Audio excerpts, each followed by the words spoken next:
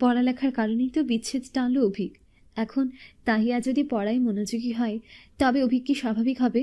অবশ্যম্ভাবী। তাহলে তাই হোক। পড়ালেখার কারণে আসা ঝড় থেকে শিক্ষা নিয়ে পড়বে, অমনোযোগিতা দূর করে পড়ায় মনোযোগ দেবে, আর জীবনীয় পড়ালেখায় অমনোযোগী হবে না।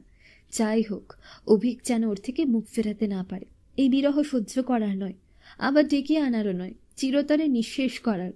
কাল ট্যুরে গেলে তানিয়াপন এবং তার পদক্ষেপ দেখিয়ে মানাতে হবে অভিককে। যেভাবেই হোক ওকে পড়তে হবে, অভিকের জন্য, ওর মনের শান্তির জন্য। চোখ মুছে বিরহমণি পড়তে বসল তাহিয়া। মনোযোগ দিয়ে পড়ল অনেকক্ষণ। আবেগ মানুষকে ক্ষণিকেই পরিবর্তন করে। আবেগের বশে মানুষ অসাধ্য সাধন করে ফেলে। জীবনে এই প্রথমবারের মতো মাঝরাত অবধি পড়ল সে। সকাল সকাল আবার উঠে পড়ল। ট্যুরের জন্য তৈরি হয়ে নিল। ওর ভাবনা ছিল অভিক এসে নিয়ে যাবে, কিন্তু ওর ধারণা বরাবরের মতোই ভ্রান্ত প্রমাণ হলো। অভিক এলো না। মাহমুদা জানালেন তুহিন দিয়ে আসবে ওকে। মনে ক্ষুণ্ণ হলো তাহিয়া। হৃদয় বিষণ্ণতার জোয়ার এলো আবার। মলিন মুখে তুহিনকে নিয়ে বের হলো বাসা থেকে। ভোর তখন 6টা। কুয়াশায় ঘেরা চারপাশ, কিছুই দেখা যাচ্ছে না। গেটের কাছে যেতেই একটা সাদা গাড়ি চোখে পড়ল। গাড়িটা বড্ড পরিচিত তাহিয়ার। গাড়িটায় নজর যেতেই তাহিয়ার মলিন মুখে হাসি ফুটল। নিজে না এলেও গাড়ি পাঠিয়ে দিয়েছে। অভিককে কি বলে মানাবে এই পরিকল্পনা পুরো পথ পাড়ি দিল।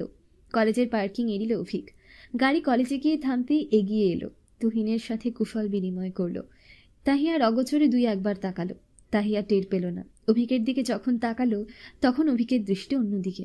কালো শার্টের উপর কালচে সবুজ ব্লেজার পরেছে, মুখ ভর্তি দাড়ি, 2 হাত পকেটে। সুন্দর দেখাচ্ছে। ওই সুন্দর মুখশ্রীর দিকে মিনিট খানেক তাকিয়ে রইল তাহিয়া। তারপর চোখ ফিরালো। অভিকের সাথে কুশল বিনিময় শেষে আসছে বলে কোথাও চলে গেল তুহিন। অভিক ফোন করলো কাউকে। ওদিকের আপডেট জানতে চাইল। বোধহয় কোনো কলিগের সাথে কথা বলছে।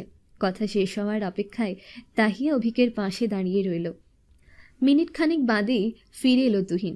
অভিকের সাথে কথা হলো না তাহিয়ার। তুহিনের হাতে চিপস, চকলেট ভর্তি 2টো কালো পলিথিন।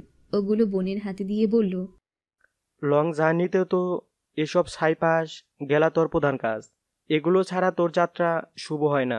নে, এগুলো নিয়ে উদ্ধার কর আমায়। ভাগ্যিস আজ ট্যুরিস্টদের জন্য ক্যান্টিন খুলেছে তাড়াতাড়ি, নয়তো এই ছাইপাশের জন্য আমাকে কোথায় কোথায় ঘুরতে হতো।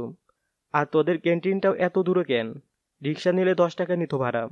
তুই যেমন মাথার সিস্টেম যেমন বেঁকা, তোর কলেজের সিস্টেমও বাঁকা।